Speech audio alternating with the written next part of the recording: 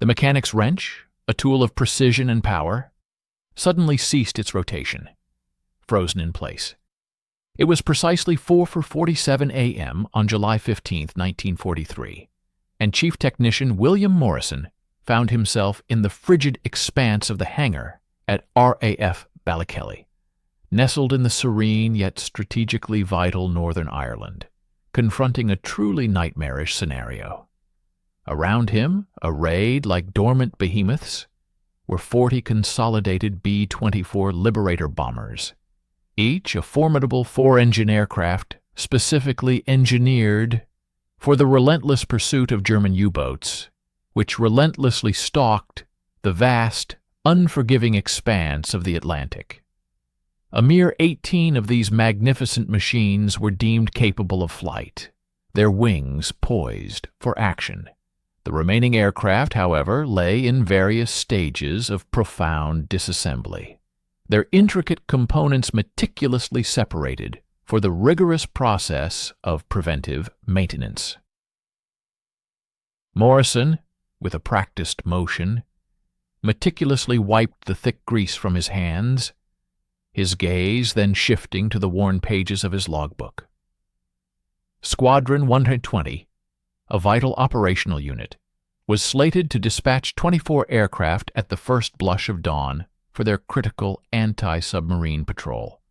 He could, at best, furnish them with 18. Perhaps, if the intricate hydraulic system on Liberator FL-847 decided to cooperate fully, perhaps if the complex engine swap on FL-92 could be brought to a successful conclusion within the next 60 minutes. The sheer weight of these conditional probabilities, the endless chain of if, cast a brutal, unyielding shadow over the cold, hard mathematics of operational readiness. RAF Coastal Command, a linchpin in Britain's defense, operated a fleet of approximately 80 Liberators, distributed across 2 squadrons stationed at Ballykelly. Yet on any given day during the crucial month of July 1943, fewer than 40 of these powerful aircraft possessed the immediate capability to embark on a mission. The vast majority languished, either undergoing their regularly scheduled 50-hour preventive checks, or more alarmingly, requiring emergency repairs that often followed those very same checks.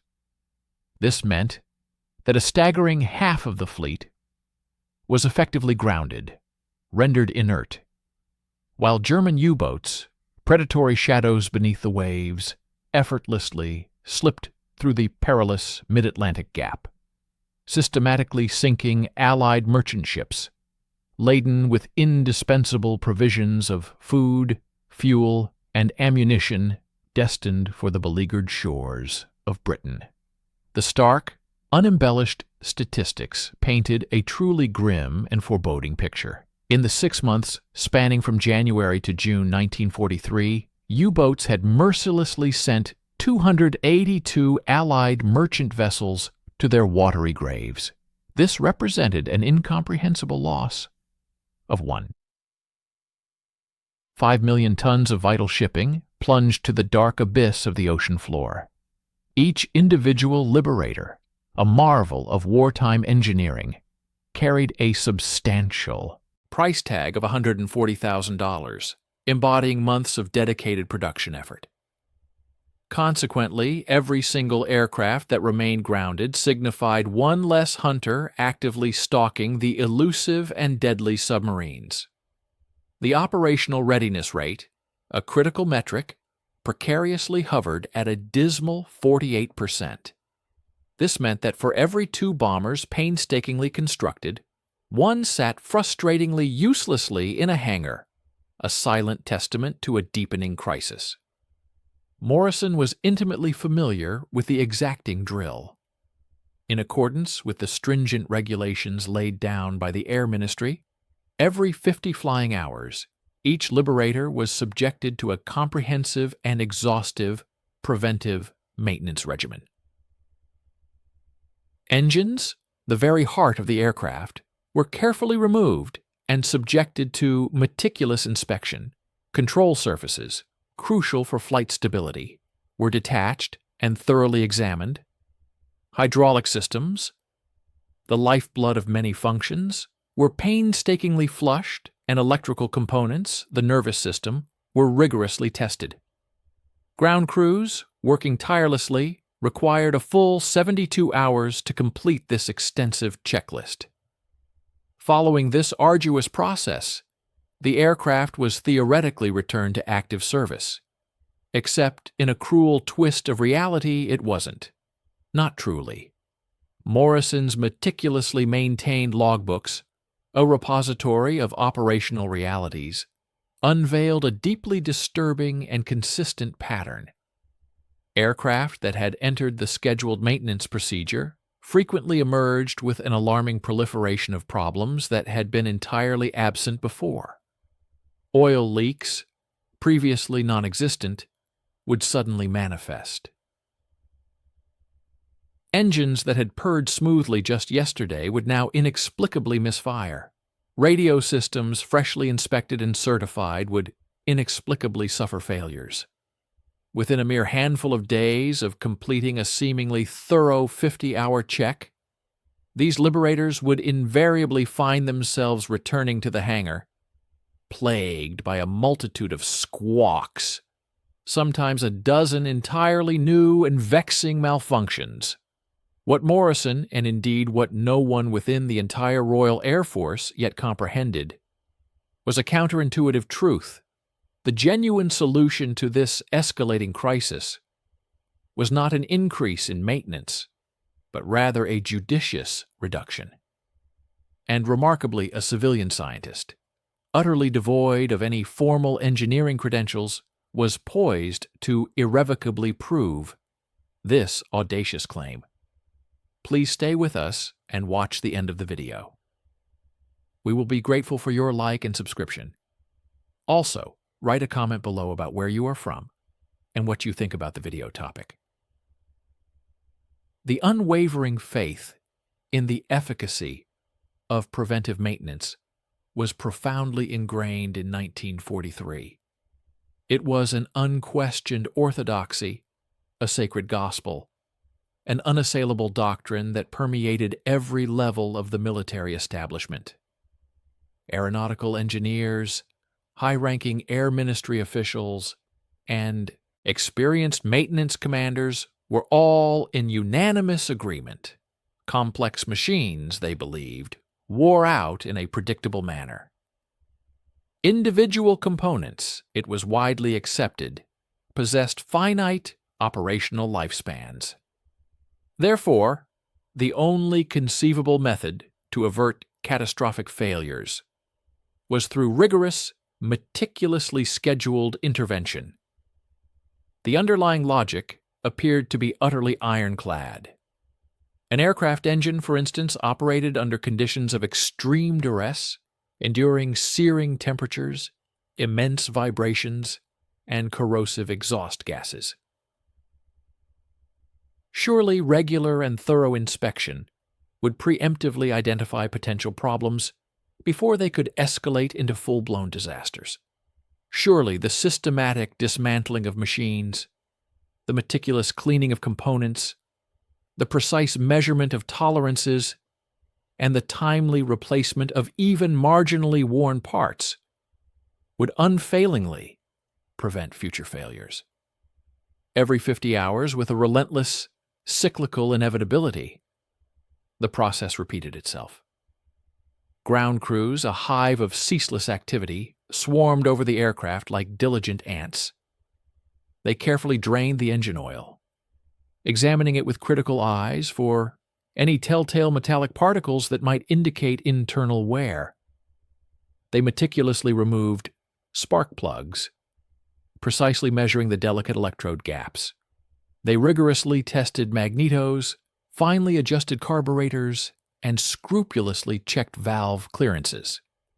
It was a process of uncompromising thoroughness, a procedure of exhaustive comprehensiveness. And paradoxically, it was systematically crippling operational capability. By the summer of 1943, the crisis had deepened to an alarming degree. RAF Coastal Command bore the immense and critical responsibility for hunting down and neutralizing German U-boats across the vast expanse of the eastern Atlantic and within the treacherous waters of the Bay of Biscay.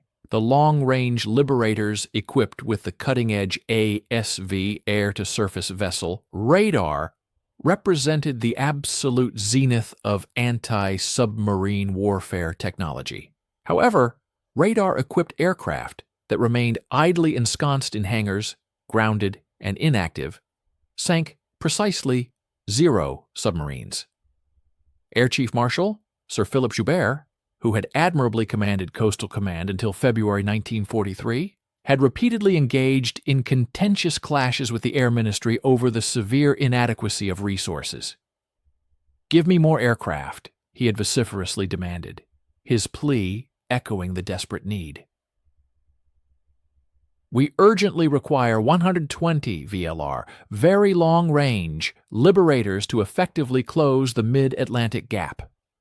The Air Ministry, in response, produced a seemingly endless stream of studies, convened numerous committees, and generated reams of reports. They meticulously calculated production rates and debated shipping allocations with bureaucratic precision. They engaged in protracted discussions regarding whether Coastal Command's dire needs superseded the strategic bombing campaign being prosecuted by Bomber Command. Yet, amidst all this deliberation, nobody, not a single individual, dared to question whether the fundamental issue lay not in resources, but in the very doctrine of maintenance itself. The parade of failed solutions accumulated relentlessly, much like the ever-growing stack of maintenance discrepancy reports. Solution number 1: significantly increase ground crew staffing. The rationale was to add more mechanics in an attempt to reduce the critical turnaround time for aircraft. The disheartening result, merely having more hands pulling apart aircraft, did not, in fact, improve readiness. Instead, it regrettably created a greater number of opportunities for human error to occur during the intricate process of reassembly. Solution number 2: implement stricter quality control measures. The intention was to add additional inspection stages designed to catch mistakes before they compounded. The unfortunate result: maintenance procedures simply took even longer to complete. Readiness rates, far from improving, remained stubbornly stagnant. Solution number 3: reduce the interval between preventive maintenance checks from 50 hours to a shorter 40 hours. The hope was to catch potential problems at an earlier stage. The counterproductive result: aircraft spent an even greater proportion of their valuable time grounded. The purported cure, in this instance, had undeniably become worse than the disease it sought to remedy. Solution number 4: establish express maintenance schedules, specifically for urgent operational requirements. The aim was to rush critical aircraft through their checks. The inevitable result: rushed work, by its very nature, generated an increased number of mistakes. Consequently, the volume of emergency repairs multiplied exponentially. Expert consensus: a formidable force remained firmly entrenched. Professor J.B.S. Haldane, a distinguished scientific advisor to the Air Ministry, articulated the prevailing belief, writing, "Mechanical reliability inherently derives from preventive intervention. The alternative, which is merely waiting for failures to occur, unequivocally invites catastrophe." The prestigious Royal Aeronautical Society published numerous scholarly papers meticulously detailing what they considered to be optimal inspection intervals. Engineering manuals provided precise specifications for torque values, exact clearance measurements, and comprehensive replacement schedules, extending down to the smallest and most seemingly insignificant bolt. In this climate of unwavering conviction, not a single voice dared to suggest that the solution might surprisingly involve doing less. The stakes in this critical period could not possibly have been higher. German Grand Admiral Karl Dönitz commanded a formidable fleet of 300 operational U-boats by the middle of 1943. His infamous Wolf Pack tactics involved the coordinated deployment of groups of submarines designed to overwhelm and bypass convoy escorts. In the month of May 1943 alone, German submarines had mercilessly sunk 34 Allied merchant ships. Every single percentage point improvement in U-boat effectiveness directly translated into the tragic loss of more sailors' lives and the irreplaceable destruction of vital cargo. Britain as a nation imported a staggering 68 million tons of essential supplies annually: sustenance for its civilian population, fuel for its vehicles, steel for its factories, and ammunition for its fighting armies. The relentless threat posed by these submarines jeopardized this indispensable lifeline. Winston Churchill, the indomitable wartime leader, later confessed, "The only thing that ever really frightened me during the war was the U-boat peril." Against this profoundly grave backdrop, RAF Coastal Command desperately needed its aircraft to be in the air, actively engaged in combat, rather than sitting idly in hangars. The underlying mathematics of the situation were both stark and brutally simple. 8 Liberators airborne, diligently searching the vast expanse of the Bay of Biscay, were capable of covering an impressive 150,000 square miles per day. Conversely, 8 Liberators grounded for maintenance, inert and inactive, covered precisely 0 square miles. U-boats, cunning and swift, traveled on the surface at a formidable 14 knots and submerged at a still respectable 7 knots. Every single hour that passed without adequate air coverage allowed these predatory submarines to reposition themselves strategically, reload their deadly torpedoes, and launch fresh attacks.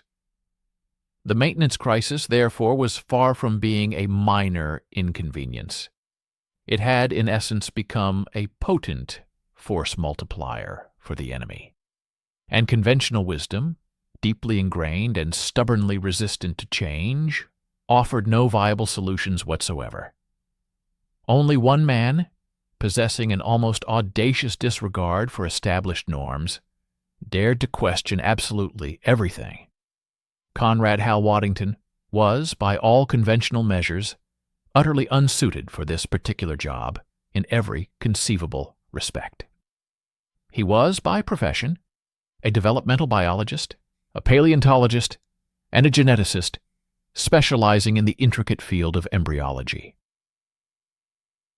When the global conflagration of war erupted in 1939, his intellectual pursuits were centered on studying how genes influenced physical development, a theoretical endeavor involving the meticulous observation of fruit flies and the complex processes of cellular differentiation. He possessed 0 practical experience with aircraft, held 0 engineering credentials, and had 0 background whatsoever in mechanical systems. He was 38 years old, a thin, bespectacled man, far more comfortable navigating the microscopic worlds revealed by microscopes than grappling with the robust realities of machine tools. His laboratory at the venerable Cambridge University was dedicated to the profound study of evolutionary biology. He had published numerous scientific papers with intriguing titles such as Canalization of Development and The Inheritance of Acquired Characters. He was, in essence, a scientist's scientist, brilliant in the realm of abstract theory, yet seemingly utterly unprepared for the immediate and pragmatic demands of military logistics.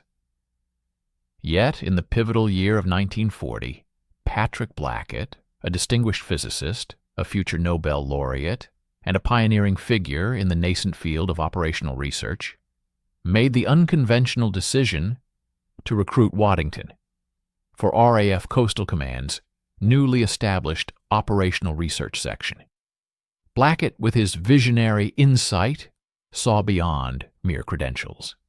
He sought out minds that possessed the innate capacity to question fundamental assumptions, minds that could approach intractable problems from truly unconventional and innovative angles.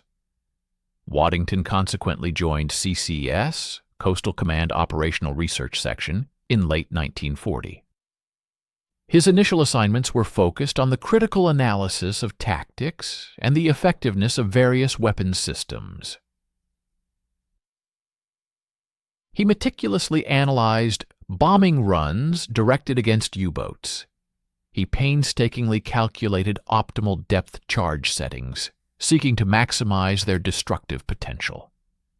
He even delved into the intricacies of camouflage schemes, assessing their efficacy. This groundbreaking work produced astonishing and often counterintuitive results that frequently defied long-held military conventional wisdom. For instance, when bombers painted black were deployed to hunt submarines during the hours of darkness, U-boat lookouts consistently spotted them at a distance of 2,000 yards. Waddington, employing rigorous scientific methodology, conducted carefully controlled tests using different paint schemes. The results were striking. White bombers, surprisingly, could close to within 1,600 yards before detection, a significant 20% improvement that, when translated into operational terms, led to a remarkable 30% increase in successful attacks. Commanders, initially resistant, scoffed at the idea of white aircraft. Ridiculous! They'll be visible for miles. Waddington, however, steadfastly provided irrefutable data, compelling evidence, and rigorous mathematical analysis. Eventually confronted with such undeniable proof, they reluctantly relented. The direct consequence was a tangible and welcome increase in U-boat sinkings. The relentless escalation of U-boat sinkings in the Atlantic theater prompted a critical reevaluation of naval anti-submarine warfare tactics. A pivotal figure in this analysis was Waddington, whose subsequent scrutiny turned to the efficacy of depth charges. RAF doctrine, a long-standing directive, prescribed a detonation depth of 100 feet. However, Waddington meticulously analyzed hundreds of aerial attacks on enemy submarines, observing that the majority of U-boats struck by aircraft were caught in the act of crash diving, thus still operating relatively close to the ocean's surface. Through rigorous calculation, he determined an optimal detonation depth of merely 25 feet. This divergence from established protocol met with significant resistance from military commanders, who adamantly asserted that the official manual mandated 100 feet, a depth supposedly validated by extensive engineering studies. Waddington, however, countered their arguments with compelling operational data, presenting empirical evidence that challenged the theoretical models. Following a period of fierce debate and rigorous scrutiny, Coastal Command ultimately conceded, instituting a pivotal shift in doctrine. The results that followed astonished critics. U-boat destruction rates surged an unprecedented 7-fold. Yet, these hard-won victories, born from challenging conventional wisdom, merely served to prepare Waddington for his most profound and consequential insight. By the summer of 1943, specifically in July, Waddington had entirely diverted his focus to an equally pressing dilemma: the pervasive problem of force readiness. At RAF Ballykelly, 2 squadrons of Liberator aircraft comprised a total of 40 machines. Alarmingly, on any given day, a mere 20 of these formidable aircraft achieved flight-ready status, signifying that half of the vital fleet remained grounded. The crippling impediment to operational capability, it quickly became apparent, was not a shortage of production, a dearth of skilled pilots, or even a scarcity of fuel. Instead, the critical constraint lay squarely within the realm of maintenance. Waddington, adopting an unconventional approach, personally strolled along the flight line at RAF Ballykelly. He engaged in genuine dialogues with the ground crews, fostering real conversations rather than conducting formal officer-to-mechanic interrogations. Chief Technician Morrison, for instance, vividly described a frustrating recurrence. An aircraft would arrive for its scheduled 50-hour maintenance, perfectly airworthy and unblemished. Mechanics would diligently follow the checklist, dismantle the engines, inspect every component, and then re-erect the machine. Yet within 2 days, the same aircraft would be back, plagued by a myriad of fresh malfunctions, oil leaks, radio failures, or control surface vibrations that simply had not existed before the scheduled work. Other mechanics corroborated this perplexing pattern. Squadron leader Robert Palmer, a pilot, further articulated his own observations, recounting an instance. "I flew FL 847 Tuesday. Beautiful aircraft, smooth as silk. Thursday, she goes into maintenance. Saturday, she's back with rough running number 3 engine and hydraulic pressure fluctuations. We didn't even touch the hydraulics during the check." Throughout these exchanges, Waddington listened intently, posed probing questions, and scrupulously recorded every detail in his meticulous handwriting.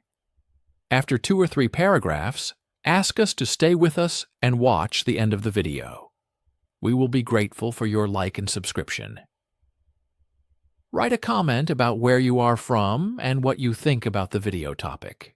Then, on the precise date of July 19th, 1943, Waddington experienced a pivotal epiphany, a moment of insight that would fundamentally transform the principles of aviation maintenance forever. What if the very act of prevention through scheduled maintenance was not the solution it was purported to be, but rather the underlying problem itself? Waddington's improvised analytical hub was not a secret hangar teeming with cutting-edge prototype machinery, but rather a commandeered office at RAF Ballykelly. It was a simple room, equipped only with filing cabinets and a desk piled high with maintenance logs. His tools, rudimentary by contemporary scientific standards, consisted of pencils, graph paper, and a collection of maintenance discrepancy reports, meticulously stretching back over 6 months. His unconventional methodology drew deeply from the principles of evolutionary biology, specifically employing population analysis, statistical pattern recognition, and survival curves. In essence, he was applying Darwinian principles to the operational lifespan of Liberator bombers. Working alongside him in this groundbreaking endeavor was Cecil Gordon, a distinguished geneticist who had been specifically recruited to the Central Fighter Establishment, CCS. Together they embarked upon the arduous task of collecting and analyzing data that, until then, nobody else had considered worthy of such detailed scrutiny. For each of the 40 Liberator aircraft stationed at Ballykelly, they meticulously documented several key metrics: the operational duration in hours since the last scheduled maintenance event, the precise number of unscheduled repairs required between those maintenance intervals, the specific types of critical malfunctions necessitating emergency fixes, and the quantifiable time each aircraft spent in a mission-ready status versus the periods it was grounded. The work proved arduous and thankless, characterized by long hours, poring over logbooks filled with mechanic-scrawled annotations. These notes included entries such as starboard outer oil pressure erratic, replaced gauge, port landing gear retraction slow, adjusted cable tension, and radio compass inoperative, found loose connection, each entry a small piece of the larger emerging puzzle. Waddington painstakingly constructed a graph, plotting the frequency of unscheduled repairs against the elapsed operational time since the last maintenance procedure.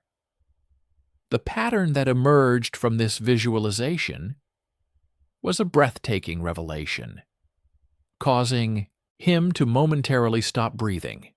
Unscheduled repairs experienced a precipitous surge immediately subsequent to each 50-hour maintenance event.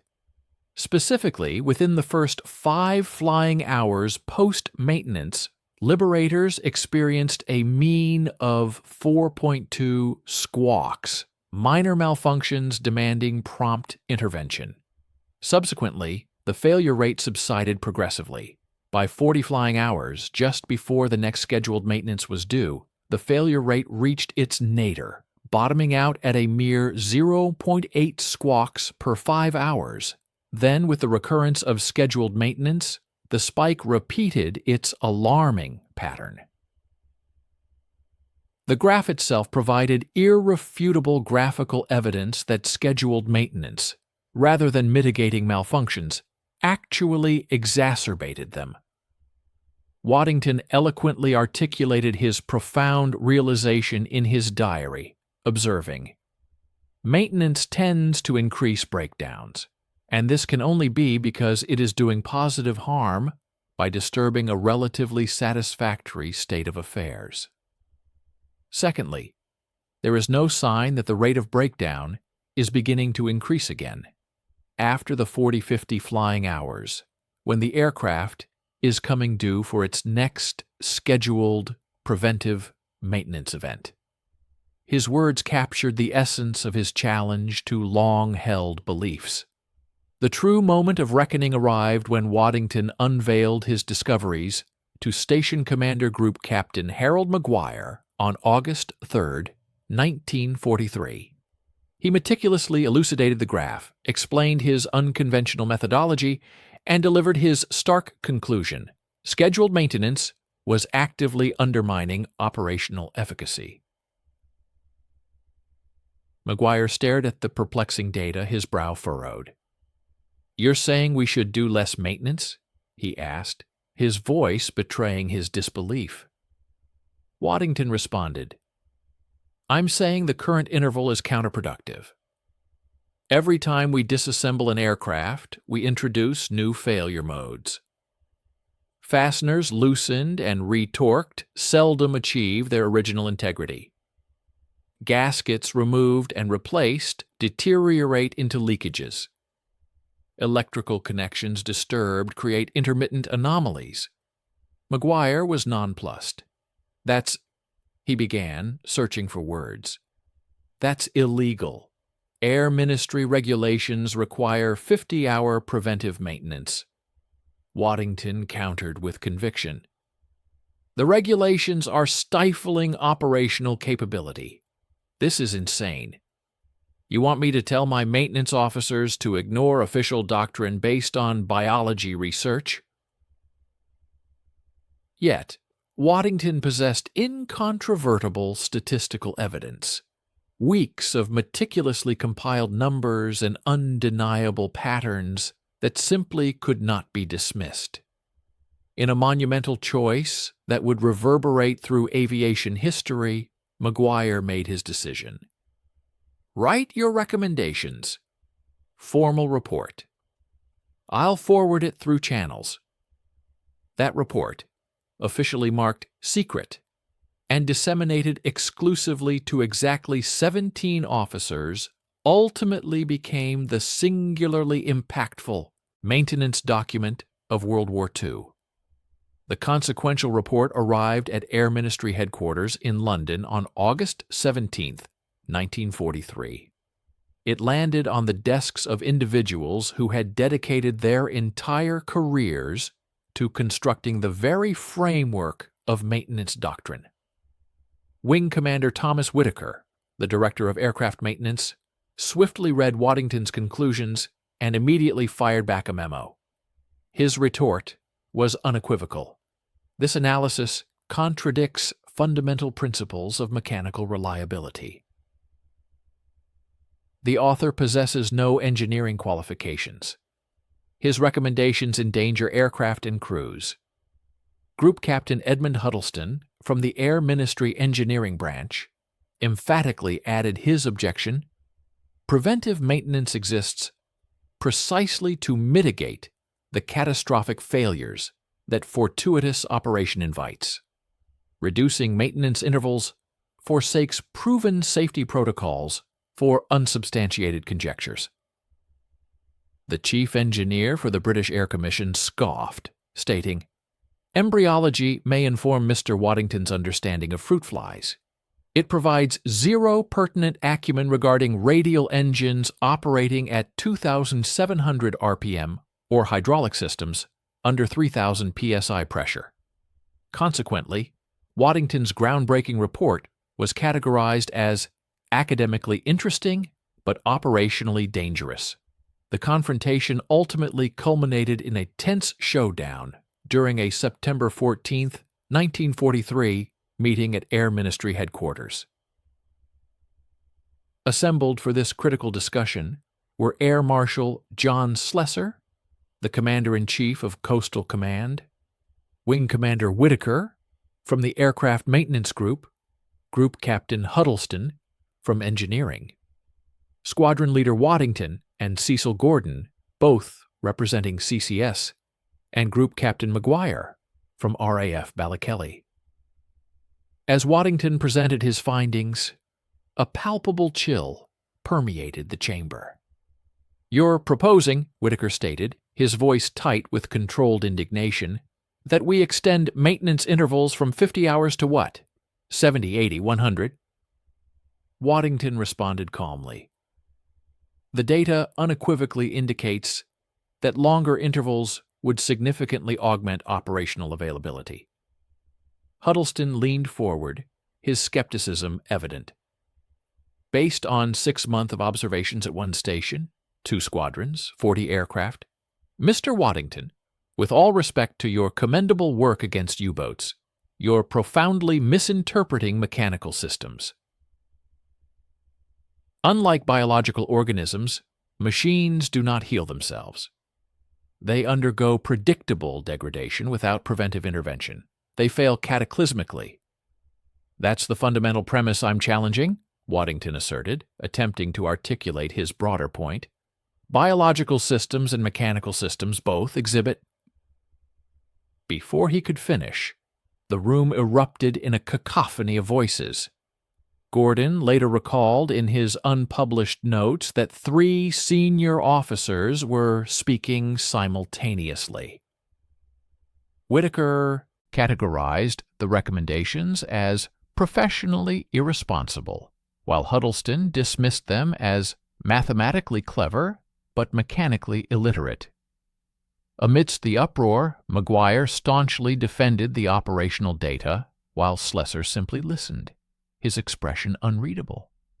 The arguments against Waddington reached a fever pitch, with opponents declaring, "This contravenes every engineering textbook. We'll have engines failing mid-flight, resulting in catastrophic failures and killing crews. Maintenance doctrine comes from decades of ingrained wisdom and conventional aeronautical expertise. You're asking us to trust biology over engineering." Yet, voices rose in Waddington's defense. The current system demonstrably doesn't work. We have half our fleet grounded. His recommendations on depth charges saved hundreds of lives. What if conventional wisdom is simply wrong? The unquestionable statistical evidence doesn't lie. Air Marshal Schlesser then intervened decisively, raising his hand, and a commanding silence fell across the room. "Wing Commander Whitaker," he inquired, "what's our current operational readiness rate for VLR? Very long-range Liberators?" 48%, sir," Whitaker replied, "averaging across all coastal command stations." "Squadron Leader Waddington," Schlesser continued, addressing him directly, "what does your analysis predict if we implement your recommendations?" 70 to 75% readiness within 3 months, Waddington responded with conviction. "And if you're wrong, if engines fail, if aircraft crash," Schlesser pressed. "Then we return to current doctrine, sir," Waddington stated, acknowledging the contingency. "But the mathematics?" The contentious discussion unfolded with an undercurrent of urgency, as one figure articulated his concerns regarding prevailing doctrine. "But the mathematics," he began, only to be promptly interrupted by Whitaker, who interjected with a pragmatic observation. "Mathematics," Whitaker asserted, "often fail to account for the tangible realities of mechanical stress, such as metal fatigue, the inevitable wear on bearings, or the insidious buildup of carbon within combustion chambers." His words underscored a deep-seated apprehension about relying solely on theoretical models when faced with the unforgiving mechanics of aircraft operation. Schlesser, however, swiftly brought the conversation back to the dire strategic imperative at hand. "Gentlemen," he declared, his voice cutting through the technical debate, "we are undeniably losing the Battle of the Atlantic." He conveyed an unequivocal demand for operational aircraft actively engaged in hunting submarines, rather than a fleet languishing in hangars, undergoing maintenance procedures that appeared in retrospect to be excessive and unnecessary. Schlesser placed immense trust in Mr. Waddington's proven capabilities, citing his impeccable track record. He specifically highlighted Waddington's earlier, highly effective recommendation for depth charges as a singular justification for his unwavering faith in the nascent field of operational research. Turning his gaze directly to Whitaker, Schlesser then unveiled his decisive plan. "I am authorizing a precisely controlled test. The Royal Air Force Station at Ballykelly will implement these revised maintenance protocols." He outlined the rigorous monitoring process, which would meticulously track failure rates, assess engine conditions, and scrutinize structural integrity over a concentrated period of 3 months. The explicit condition for expansion was clear. If operational readiness demonstrably improved without any attendant safety incidents, the program would be rolled out more broadly. A palpable silence descended upon the room. Whitaker, choosing his words with extreme caution, voiced his profound reservation. "Sir," he stated, "you are placing both aircraft and their invaluable crews at significant risk." Schlesser, however, was resolute, cutting off any further protest. "I am risking a contingent of 40 aircraft at a single station," he retorted, "based on a hypothesis meticulously supported by empirical data, contrasting it with the absolute certainty that our existing system is fundamentally failing us." His decision was final. Approved. The groundbreaking implementation commenced precisely on October 1, 1943, at RAF Ballykelly. Mr. Waddington's meticulously revised maintenance program was constructed upon 4 truly revolutionary foundational elements: designed to dramatically reshape the approach to aircraft upkeep. Firstly, it decreed a significant extension of maintenance intervals, moving from the conventional 50 hours to a minimum of 80 hours, and even up to 100 hours when operational circumstances permitted, thereby drastically reducing the frequency of scheduled downtime. Secondly, the program mandated the outright elimination of all preventive tasks that could not demonstrate a clear, tangible benefit. This meant an end to the pervasive practice of just-in-case component replacements and the cessation of disassembling complex systems that exhibited no overt symptoms of malfunction, streamlining processes, and conserving resources. Thirdly, it introduced vastly improved maintenance scheduling, a sophisticated system designed to meticulously coordinate ground crews to achieve the absolute minimum aircraft downtime whenever maintenance was, in fact, necessary. Fourthly, there was a concerted effort towards enhanced documentation, providing ground personnel with clearer, more precise, and easily digestible technical guidance for when maintenance procedures were genuinely required. Predictably, the mechanics on the ground reacted with a profound skepticism that bordered on outright insubordination. Chief Technician Morrison, a veteran of countless hours in the hangars, gathered his crew, his voice heavy with apprehension. "We are extending these intervals," he declared, "and that, gentlemen, is nothing short of madness.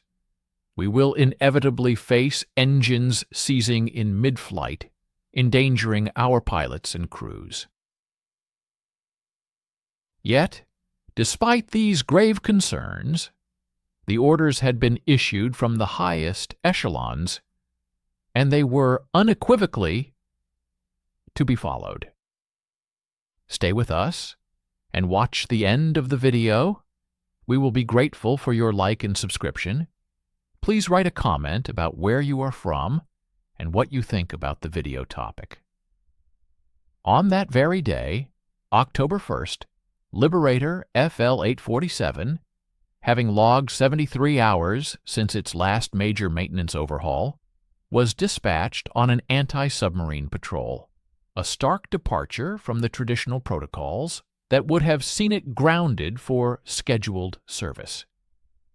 Chief Technician Morrison, his heart heavy with foreboding, watched the aircraft vanish into the vast expanse of the Atlantic sky, convinced that he was unwittingly sending brave men to their untimely demise.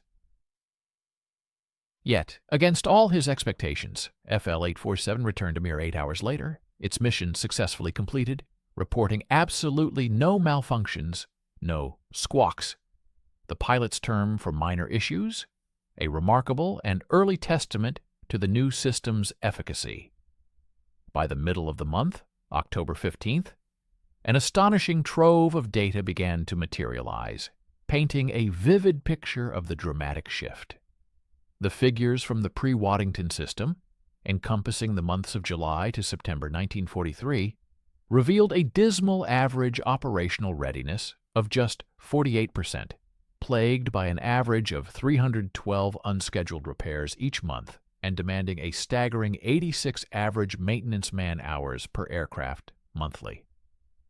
This meant that a mere 19 out of a fleet of 40 aircraft were typically available for critical missions. In stark and illuminating contrast, the nascent Waddington system, observed over the period of October 15th to 31st, projected an impressive average operational readiness of 60%, with a significantly reduced average of 178 unscheduled repairs per month and a far more efficient average of 52 maintenance man-hours per aircraft monthly. This profound improvement translated into a robust 26 out of 47 aircraft consistently available for missions, ensuring a greater number of operational planes available for duty every single day. The ultimate and most crucial validation, however, arrived in the crucible of combat on November 2nd, 1943. Squadron 120 received imperative orders to execute a maximum effort operation, targeting the vital U-boat transit routes snaking through the treacherous waters of the Bay of Biscay.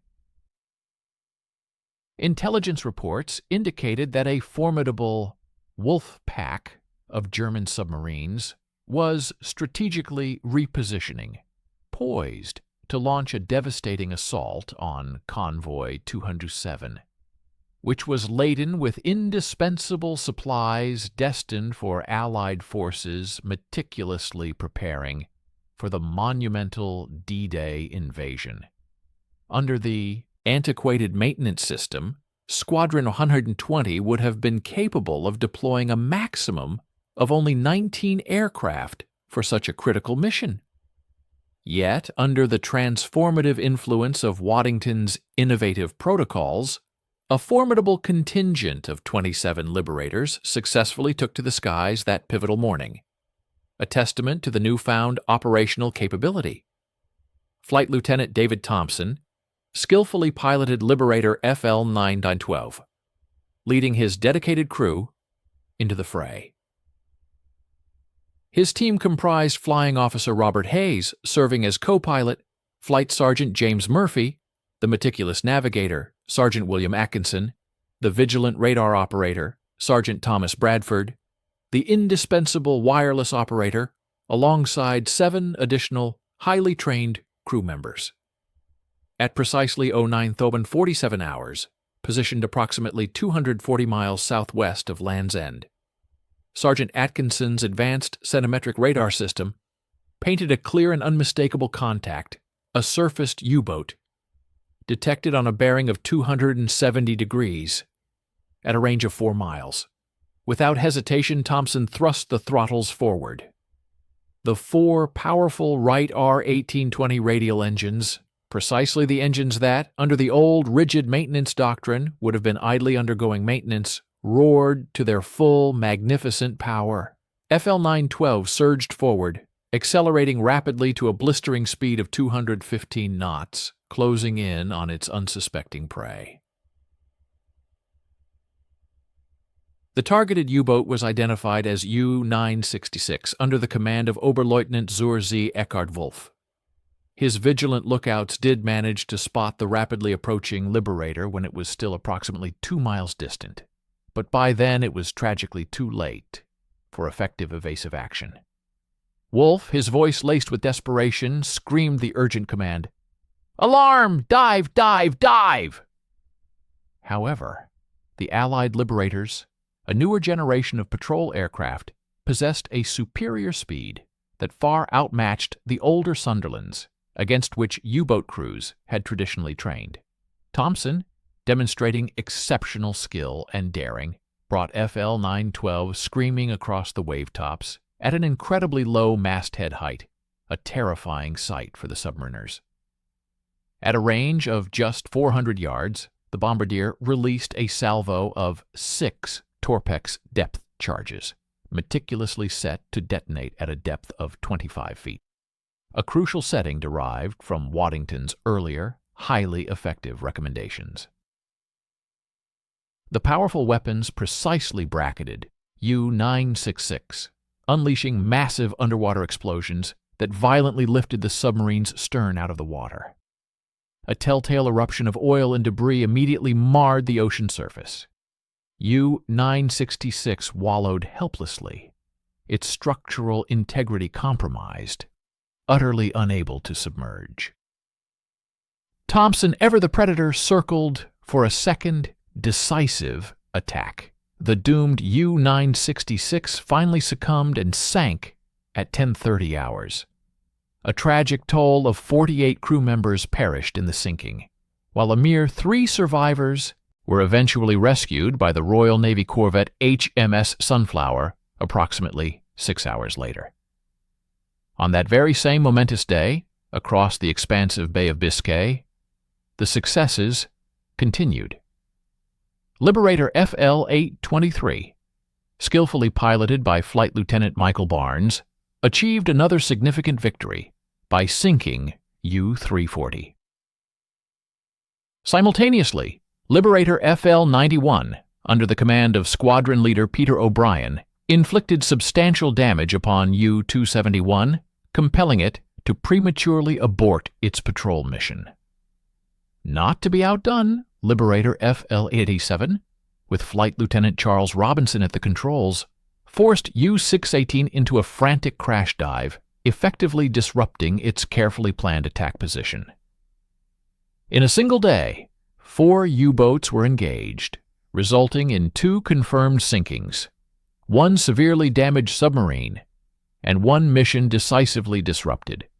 A staggering series of achievements, all accomplished by aircraft that, under the strictures of the old, inefficient maintenance doctrine, would have been grounded and unavailable for critical operations. The dramatic shift in Allied air presence was immediately and acutely noticed by German submarine commanders. Captain Lieutenant Herbert Werner, commanding U-415, eloquently documented his observations in his log entry on November 18, 1943. Enemy air coverage has intensified dramatically. Where previously we might transit the bay with 1 or 2 sightings daily, we now face continuous patrol aircraft. The hunters have multiplied. His perception, though accurate in its assessment of increased threat, misinterpreted the cause. The Allied aircraft had not in fact multiplied in number. Rather, they were simply airborne and actively hunting instead of being confined to hangars, a direct consequence of the revolutionary new maintenance protocols.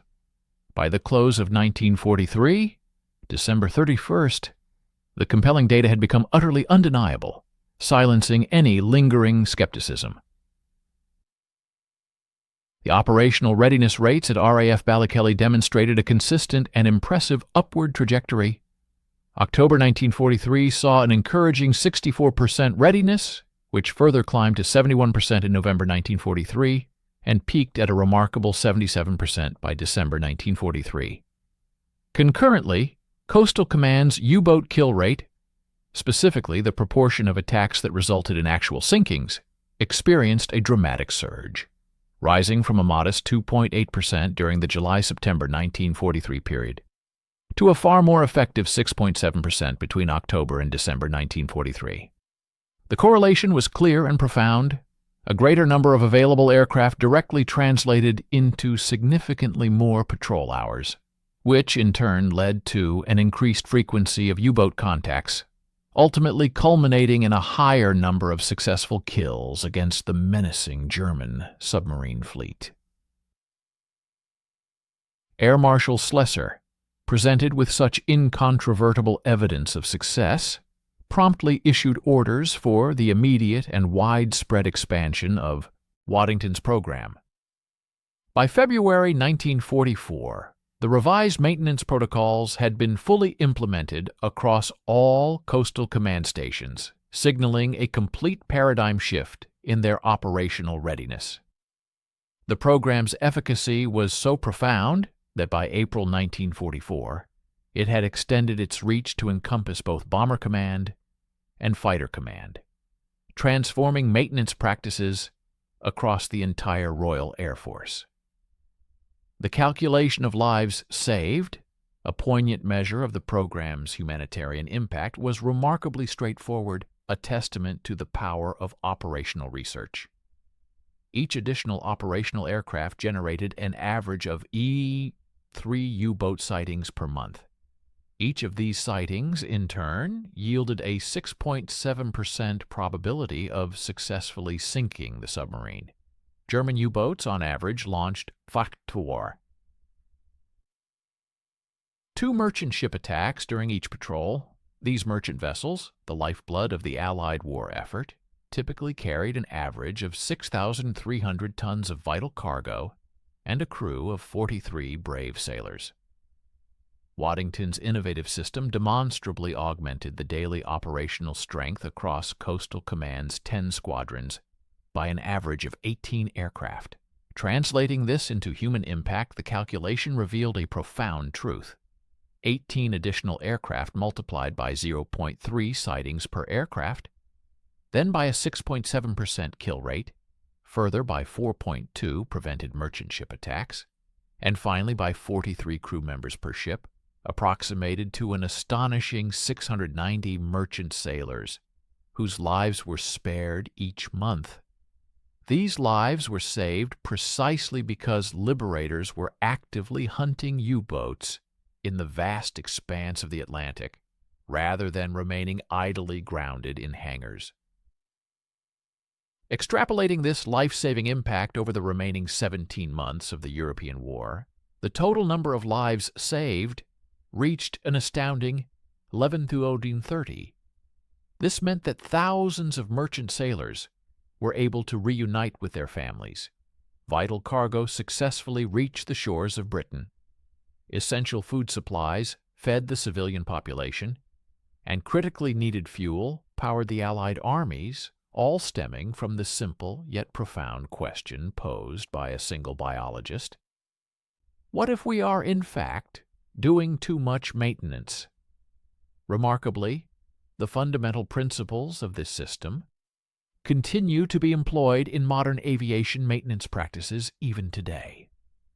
The devastating global conflict ultimately concluded on May 8, 1945, marking the end of an era. Following the cessation of hostilities, Waddington returned to the serene academic environment of Cambridge University, resuming his specialized embryology research. He published his detailed wartime diary in 1946. However, its contents remained classified for decades, finally seeing the light of day in 1973 under the title Operational Research in World War II, ISBN 0236154463X. True to his humble nature, Waddington never actively sought publicity, nor did he ever attempt to financially capitalize on his extraordinary wartime achievements. When approached by journalists eager to delve into his pivotal contributions during the war, he consistently deflected the attention, stating, with characteristic modesty, "Many brilliant people contributed to operational research. I was merely one analyst among many." Nevertheless, the sheer power of the quantitative data undeniably narrates his remarkable story. Waddington's groundbreaking maintenance system was comprehensively adopted across all Royal Air Force commands by August 1944, a testament to its proven efficacy. Its influence rapidly spread, reaching the Royal Navy Fleet Air Arm by October 1944, and was subsequently shared with the United States Army Air Forces through a highly classified exchange program by December 1944. Across all these diverse implementations, the average improvement in operational readiness was a staggering 61%, fundamentally altering the capabilities of Allied air power. The post-war evolution of these pivotal maintenance concepts continued unabated. In 1968, two astute United Airlines engineers, Stanley Nolan and Howard Heap, serendipitously stumbled upon Waddington's previously classified wartime reports. They were profoundly astonished to discover that a biologist working in 1943 had independently uncovered fundamental principles that they themselves were in the process of rediscovering a full 25 years later. Nolan and Heap subsequently developed what is now known as Reliability-Centered Maintenance, RCM, which has since become the bedrock of all modern aviation maintenance doctrine. The core principles of RCM directly echo Waddington's prescient conclusions from 1943, that the majority of failures are not intrinsically age-related, that excessive preventive maintenance can paradoxically induce failures, that condition-based monitoring is demonstrably superior to rigid, fixed-interval overhauls, and that a run-to-failure strategy is often the optimal approach for non-critical systems. Today, virtually every commercial airliner, military jet, and general aviation aircraft around the globe operates under maintenance programs that are directly derived from Waddington's revolutionary wartime innovation. The next time a Boeing 737 lands safely, after accumulating 40,000 flight hours, it is fitting to remember and thank Conrad Waddington for his indelible legacy. By the conclusion of an operational 8-hour period, a profound debt of gratitude is owed to Conrad Waddington. A review of modern statistics vividly illustrates the monumental shift Waddington's work precipitated. In the 1960s, prior to the widespread adoption of reliability-centered maintenance (RCM), operational readiness languished at a mere 35%, a figure indicative of significant challenges in maintaining aircraft fleets. Following the comprehensive implementation of RCM principles in the 1980s, this crucial metric soared to an impressive 92% operational readiness, demonstrating a remarkable transformation in efficiency and reliability. Fast forward to 2024, and current commercial aviation now proudly boasts an exceptional 97% operational readiness, a testament to the enduring legacy of these foundational methodologies. In recognition of his unparalleled contributions to operational research excellence, the Royal Air Force fittingly named its intelligence, surveillance, target acquisition, and reconnaissance hub in Lincolnshire, RAF Waddington. While the base itself predates the Second World War, its nomenclature irrevocably links it with pioneering advancements in the field of operational research. Cecil Gordon, a distinguished collaborator who worked closely alongside Waddington, later articulated a pivotal insight gained from their association. He reflected that Waddington instilled in him the fundamental necessity to rigorously interrogate every single assumption, particularly those that enjoy widespread, unquestioning acceptance within a given domain. Gordon posited that the most insidious and dangerous utterance within any organizational structure is the complacent declaration, "That's how we've always done it," a phrase that stifles innovation and perpetuates inefficiency. We sincerely invite you to stay with us and watch the remainder of this insightful video to its conclusion. Your support, marked by a like and a subscription, would be immensely appreciated. We also encourage you to share your origin in the comments below and offer your thoughts on the compelling topic discussed in this video. Conrad Hal Waddington's remarkable life concluded on July 26, 1975, at the age of 69. His official obituary, published in The Times, predominantly focused on his extensive and groundbreaking genetics research, allocating a mere single paragraph to his crucial contributions to wartime operational research. Strikingly, there was no mention whatsoever of his transformative impact on aircraft maintenance protocols. This stark omission stands in poignant contrast to the heartfelt testament offered by Chief Technician William Morrison, a mechanic who was a first-hand witness to the revolutionary changes Waddington initiated. In a deeply personal letter penned to Waddington in 1962, Morrison candidly recalled their earlier interactions from Ballykelly, confessing his initial profound skepticism regarding Waddington's novel maintenance concepts, believing they would ultimately endanger lives. Morrison then unequivocally admitted his error, acknowledging Waddington's foresight and correctness.